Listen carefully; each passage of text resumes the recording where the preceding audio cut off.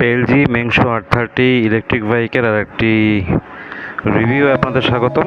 এখন শুধু টেলজি মেংশো 830 কেন, কারণ দুটো। প্রথমত আমার কাছে শুধুমাত্র টেলজি মেংশো 830 চালানোর অভিজ্ঞতাই আছে। দ্বিতীয়ত এই মুহূর্তে বাইক চেঞ্জ করার মতো কোনো পরিস্থিতিতে আমি নাই। ইলেকট্রিক বাইক নিয়ে অনেকের অনেক রকম দুশ্চিন্তা থাকে, অনেক রকম চিন্তাভাবনা থাকে। তবে তেলের এই আকালের দিনে ইলেকট্রিক বাইক আমাকে কতখানি যে উপকার দিচ্ছে সেটা আসলে বলার বাইরে। এখন প্রশ্ন হলো, যখন বিদ্যুতেরও সমস্যা শুরু হবে তখন কি হবে? অত্যন্ত ভ্যালিড প্রশ্ন, এবং সেটার উত্তর আমার কাছেও নেই। তো আমার কাছে কি আছে? আমার কাছে আছে টেলজি মেংশো 830 চালানোর একটু এক্সপিরিয়েন্স, ফার্স্ট হ্যান্ড এক্সপিরিয়েন্স, এবং এই যে ভিডিওটা যেটা আজকে করেছি আমি খুলনার বয়রা থেকে খালিশপুরের চরেরহাটের একটা পার্কে যাওয়ার পর্যন্ত। এই বাইকটা বেশিরভাগ সময় আমার সাথে কেউ না কেউ থাকে পিলিয়ন হিসেবে, সেই কারণে অ্যাকিউরেট মাইলেজটা হিসাব করাটা একটু টাফ হয়ে যায়। তারপরও আমি নিজে 2-3 বার ট্রাই করেছি একা একা চালিয়ে দেখে। তো এখন পর্যন্ত ফার্স্ট মোডে, মানে যেটার সর্বোচ্চ গতি 32, সেটাতে চালিয়ে আমি এখন পর্যন্ত সর্বোচ্চ মাইলেজ পেয়েছি প্রায় 85 থেকে 87 কিলোমিটারের মধ্যে।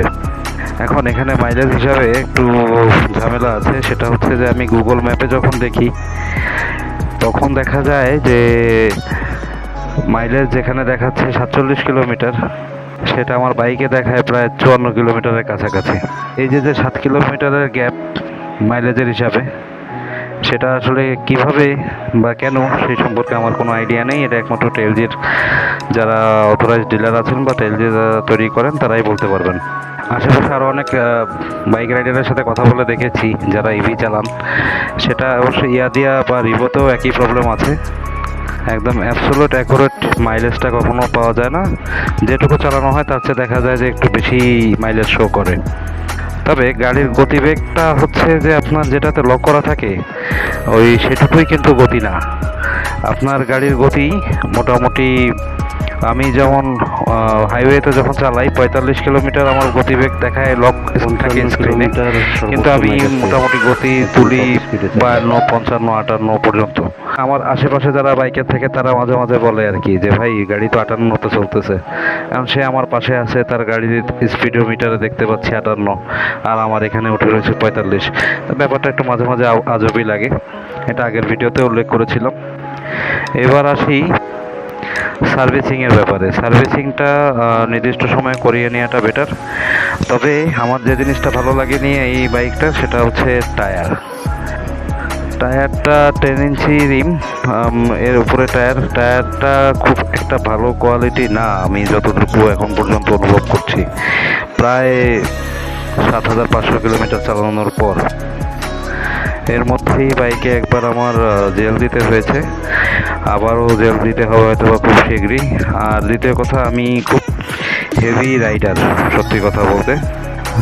আমার প্রতিদিন আনুমানিক 94 kilometre according to Google map, আর 106 কিলোমিটার এই বাইকের মাইলেজের হিসাবে আমি সপ্তাহে 5 দিন রাইড করি। এবং আগেই বলেছি আমার সাথে সবসময় কেউ না কেউ পিলিয়ন থাকে, যেমন আজকেও এই পয়লা বৈশাখের দিনে আমার ফ্যামিলি আমার সাথে পিলিয়ন হিসেবে ছিল। আচ্ছা, বাইকটার কন্ট্রোলিং যথেষ্ট ভালো। কন্ট্রোলিং নিয়ে আমার কোনো অভিযোগ নাই। এবং ব্রেকিংটাও আমার কাছে খুবই ভালো লাগছে। ব্রেকিংটাও যথেষ্ট ভালো। ব্রেকিং নিয়ে মনে হয় কেউ অভিযোগ করতে পারবে না। দ্বিতীয়ত, বাইকটা ভ্যালু ফর মানি। আর সবচেয়ে বড় কথা, ওই ব্যাটারির রিইনস্টলেশনের যে একটা চার্জ আছে, সেই চার্জটা যদি বাদও দিই, তারপরও আমার কেন যেন মনে হচ্ছে 2 বছর পরে আমি মোটামুটি একটা লাভজনক অবস্থানেই থাকবো। আর এই তেলের এই আকালে সবাই যখন লাইনে দাঁড়ায়, তখন যখন চলে আসি, লাভ তো আমার উঠতেই থাকে।